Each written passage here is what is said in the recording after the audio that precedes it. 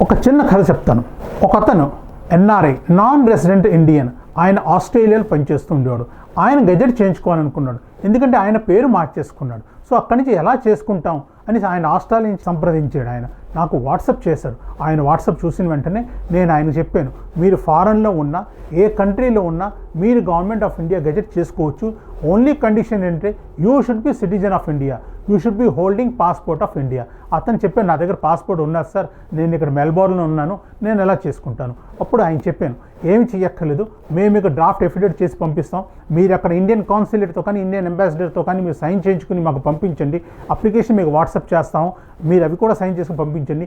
మీ పాస్పోర్ట్లో ఉన్న అడ్రస్లో మేము ఇక్కడ అడ్వర్టైజ్మెంట్ ఇస్తాం, న్యూస్ పేపర్ తెప్పించుకుంటాం, సీడీ కూడా ప్రిపేర్ చేస్తాం, మీ బిహాఫ్లో గవర్నమెంట్ ఆఫ్ ఇండియా ఫీజు కూడా కడతాం, మీ డాక్యుమెంట్స్ అని మాకు పంపిస్తే మేము ఇక్కడ కంపైల్ చేసి మేము గెజెట్ ఆఫీస్కి పంపించేస్తాం.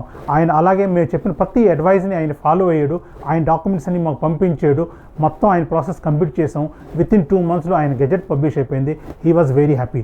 అదేవిధంగా మీరు కూడా ఎన్ఆర్ఐ అయ్యి ఇండియాకి బయట ఉండి మీరు మీ గురించి కానీ, మీ పేరెంట్స్ గురించి కానీ, స్పౌస్ గురించి కానీ, లేదంటే పిల్లల గురించి కానీ గెజెట్ చేసుకుందాం అని అనుకుంటే మాత్రం మీరు మమ్మల్ని సంప్రదించవచ్చు. మేము గత 16 సంవత్సరాల నుంచి సర్వీసెస్ ఇస్తున్నాము. ఆల్ ఓవర్ వరల్డ్ మా సర్వీసెస్ ఇప్పటిదాకా 14,000 మంది మా సర్వీసెస్ పొందారు. మీరు కూడా మమ్మల్ని సంప్రదించి మీరు మీ దేశంలో మీ ఊర్లో ఉంటూ మీ సమస్యని పరిష్కారం పొందవచ్చు. నమస్కారం.